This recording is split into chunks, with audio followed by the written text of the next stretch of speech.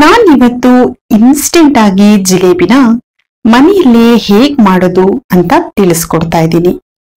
ಈ ಜಿಲೇಬಿ ಹೊರಗಡೆಯಿಂದ ಕ್ರಿಸ್ಪಿಯಾಗಿ ಹಾಗೇನೆ ಒಳಗಡೆಯಿಂದ ಜ್ಯೂಸಿಯಾಗಿ ತಿನ್ಲಿಕ್ಕೆ ತುಂಬಾನೇ ಚೆನ್ನಾಗಿರತ್ತೆ. ಈ ಜಿಲೇಬಿ ಮಾಡ್ಲಿಕ್ಕೆ ಏನೆಲ್ಲ ಇಂಗ್ರೀಡಿಯೆಂಟ್ಸ್ ಬೇಕು ಅಂತ ನಾನು ಡಿಸ್ಕ್ರಿಪ್ಷನ್ ಬಾಕ್ಸ್ ಅಲ್ಲಿ ಕೊಟ್ಟಿರ್ತೀನಿ, ದಯವಿಟ್ಟು ಚೆಕ್ ಮಾಡಿ. ಈಗ ಇನ್ಸ್ಟೆಂಟ್ ಜಿಲೇಬಿನ ಹೇಗ್ ಮಾಡೋದು ಅಂತ ನೋಡೋಣ. ಮೊದಲಿಗೆ ಜಿಲೇಬಿಗೆ ಪಾಕನ ರೆಡಿ ಮಾಡ್ಕೊಳ್ಳೋಣ.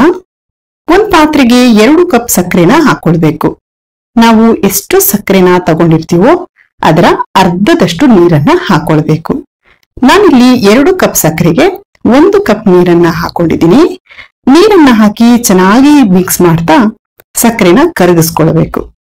ಸಕ್ಕರೆ ಎಲ್ಲ ಚೆನ್ನಾಗಿ ಕರಗಿ ಕುದಿ ಬರೋ ಟೈಮಿಗೆ ಅರ್ಧ ಲೆಮನ್ ರಸನ ಹಾಕೊಳ್ಬೇಕು.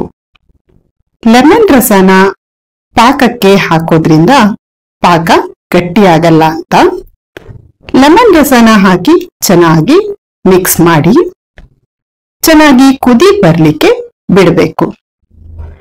ಈಗ ಪಾಕಕ್ಕೆ ಅರ್ಧ ಟೀ ಸ್ಪೂನ್ ಆಗುವಷ್ಟು ಏಲಕ್ಕಿ ಪೌಡರ್ ಅನ್ನ ಹಾಕೊಳ್ಬೇಕು.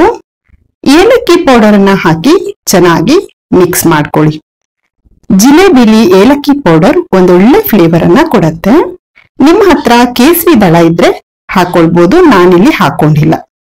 ನಾನು ಈ ಜಿಲೇಬಿ ಮಾಡ್ಲಿಕ್ಕೆ ಯಾವುದೇ ರೀತಿ ಆರ್ಟಿಫಿಷಿಯಲ್ ಕಲರ್ ಅನ್ನ ಯೂಸ್ ಮಾಡ್ತಾ ಇಲ್ಲ. ನಾನಿಲ್ಲಿ ಕಲರ್ಗೋಸ್ಕರ 1/4 ಟೀ ಸ್ಪೂನ್ ಅರಿಶಿನ ಪುಡಿನ ಹಾಕೊಂಡಿದ್ದೀನಿ. ಅರಿಶಿನ ಪೌಡರ್ನ ಹಾಕಿ ಚೆನ್ನಾಗಿ ಮಿಕ್ಸ್ ಮಾಡ್ಕೊಳ್ಬೇಕು. ಪಾಕ ಒಂದೇಳೆ ಪಾಕ ಎಲ್ಲ ಬರಬಾರದು. ಜಸ್ಟ್ ಕೈಯಲ್ಲಿ ಈ ರೀತಿ ಪ್ರೆಸ್ ಮಾಡಿದಾಗ ಅಂಟ್ಕೊಂಡ್ರೆ ಸಾಕು. ಪಾಕ ಗಟ್ಟಿ ಆದ್ರೆ ನಾವು ಜಿಲೇಬಿ ಮಾಡಿ ಪಾಕಕ್ಕೆ ಹಾಕಿದಾಗ ಜಿಲೇಬಿ ಪಾಕನ ಹೀರ್ಕೊಳ್ಳೋದಿಲ್ಲ. ಹಾಗಾಗಿ ಒಂದೇಳೆ ಪಾಕ ಎಲ್ಲ ಮಾಡ್ಕೊಳ್ಬೇಡಿ. ಈಗ ಪಾಕ ರೆಡಿ ಆಗಿದೆ. ಜಿಲೇಬಿ ಮಾಡ್ಲಿಕ್ಕೆ ಹಿಟ್ಟನ್ನ ರೆಡಿ ಮಾಡ್ಕೊಳ್ಳೋಣ. 1 ಬೌಲಿಗೆ 1 ಕಪ್ ಮೈದಾ ಹಿಟ್ಟು, 2 ಟೇಬಲ್ ಸ್ಪೂನ್ ಆಗುವಷ್ಟು ಕಾರ್ನ್ ಫ್ಲೋರು, 2 ಟೇಬಲ್ ಸ್ಪೂನು ಮೊಸರನ್ನ ಹಾಕೊಂಡಿದ್ದೀನಿ. 1 ಟೇಬಲ್ ಸ್ಪೂನ್ ಆಗುವಷ್ಟು ತುಪ್ಪನ ಹಾಕೊಳ್ಬೇಕು. ಹಾಕಿ ಚೆನ್ನಾಗಿ ಒಂದ್ಸಲ ಮಿಕ್ಸ್ ಮಾಡ್ಕೊಳ್ಬೇಕು. ಮಿಕ್ಸ್ ಮಾಡಿರೋ ಹಿಟ್ಟಿಗೆ 1/4 ಟೀ ಸ್ಪೂನ್ ಅರಿಶಿನ ಪೌಡರ್ ಅನ್ನ ಕಲರ್ಗೋಸ್ಕರ ಯೂಸ್ ಮಾಡ್ತಾ ಇದ್ದೀನಿ. ಆಗ್ಲೇ ಪಾಕಕ್ಕೆ 1/4 ಟೀ ಸ್ಪೂನ್ ಹಾಕೊಂಡಿದ್ದೆ. ಈಗ ಜಿಲೇಬಿ ಹಿಟ್ಟಿಗೆ 1/4 ಟೀ ಸ್ಪೂನ್ ಹಾಕೊಂಡಿದ್ದೀನಿ. ಹಾಕಿ ಚೆನ್ನಾಗಿ ಮಿಕ್ಸ್ ಮಾಡ್ಕೊಳ್ಬೇಕು. ಹಿಟ್ಟಿಗೆ ಹಾಕಿರೋ ಇಂಗ್ರೀಡಿಯೆಂಟ್ಸ್ ಎಲ್ಲ ಚೆನ್ನಾಗಿ ಒಂದಕ್ಕೊಂದು ಹಿಡ್ಕೊಳ್ಳೋ ರೀತಿ ಮಿಕ್ಸ್ ಮಾಡ್ಕೊಳ್ಳಿ. ಚೆನ್ನಾಗಿ ಮಿಕ್ಸ್ ಮಾಡ್ಕೊಂಡಾದ್ಮೇಲೆ ಸ್ವಲ್ಪ ಸ್ವಲ್ಪನೇ ನೀರನ್ನ ಹಾಕಿ ಮಿಕ್ಸ್ ಮಾಡ್ಕೊಳ್ಬೇಕು. ಒಂದೇ ಸರಿ ನೀರನ್ನ ಜಾಸ್ತಿ ಹಾಕೊಳ್ಬೇಡಿ, ಗಂಟುಗಳಾಗತ್ತೆ.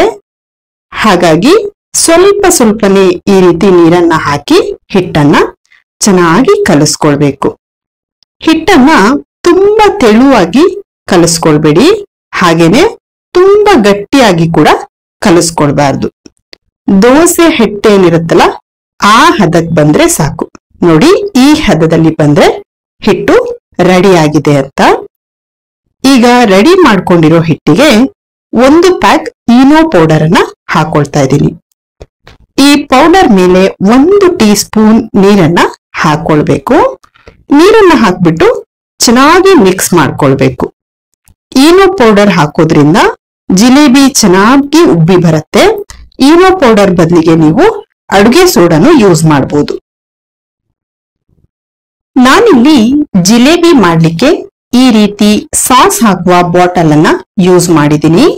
ನೀವು ಈ ರೀತಿ ಬಾಟಲ್ ಬದಲಿಗೆ ಮಿಲ್ಕ್ ಕವರ್ ಅಥವಾ ಆಯಿಲ್ ಕವರ್ ಯಾವುದನ್ನಾದ್ರೂ ಯೂಸ್ ಮಾಡಬಹುದು.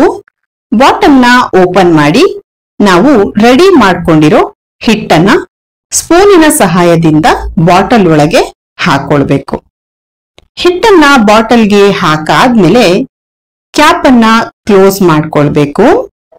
ಈಗ ಜಿಲೇಬಿ ಮಾಡೋ ಹಿಟ್ಟು ರೆಡಿ ಆಗಿದೆ. ದಯವಿಟ್ಟು ನಮ್ಮ ಚಾನೆಲ್ ಅನ್ನ ಸಬ್ಸ್ಕ್ರೈಬ್ ಮಾಡಿ, ಹಾಗೆ ಪಕ್ಕದಲ್ಲಿ ಬರುವ ಬೆಲ್ ಬಟನ್ ಅನ್ನ ಪ್ರೆಸ್ ಮಾಡಿ. ಈಗ ಜಿಲೇಬಿಗಳನ್ನ ಬಿಟ್ಕೊಳ್ಳೋಣ. ಒಂದು ಪ್ಯಾನಿಗೆ ಆಯಿಲ್ ಅನ್ನ ಹಾಕೊಳ್ಬೇಕು. ನೀವು ಜಿಲೇಬಿ ಮಾಡ್ಲಿಕ್ಕೆ ಈ ರೀತಿ ಅಗಲವಾದ ಪಾತ್ರೆನ ತಗೊಳ್ಳಿ. ಜಿಲೇಬಿ ಬಿಡ್ಲಿಕ್ಕೂ ಈಸಿ ಆಗತ್ತೆ, ಹಾಗೆ ಜಿಲೇಬಿ ಚೆನ್ನಾಗಿ ಬರುತ್ತೆ. ಆಯಿಲ್ ಮೀಡಿಯಂ ಆಗಿ ಬಿಸಿ ಆಗಿರ್ಬೇಕು. ಈಗ ಜಿಲೇಬಿನ ನಿಧಾನಕ್ಕೆ ಒಂದೊಂದಾಗಿ ಬಿಟ್ಕೊಳ್ಳಿ. ನಿಮ್ಗೆ ಯಾವ ಸೈಜ್ಗೆ ಬೇಕೋ ನೋಡ್ಕೊಂಡು ನೀವು ಆ ಸೈಜ್ಗೆ ಜಿಲೇಬಿನ ಬಿಟ್ಕೊಳ್ಳಿ. ದಯವಿಟ್ಟು ನಮ್ಮ ಪೇಜ್ ಅನ್ನ ಫಾಲೋ ಮಾಡಿ, ಹಾಗೆ ಸಪೋರ್ಟ್ ಮಾಡಿ. ಜಿಲೇಬಿನ ಬಿಟ್ಟಾದ್ಮೇಲೆ 2 ನಿಮಿಷ ಏನು ಮಾಡ್ಬೇಡಿ. 2 ನಿಮಿಷ ಆದ್ಮೇಲೆ ಇದನ್ನ ತಿರ್ಸಿ ಹಾಕೊಳ್ಬೇಕು.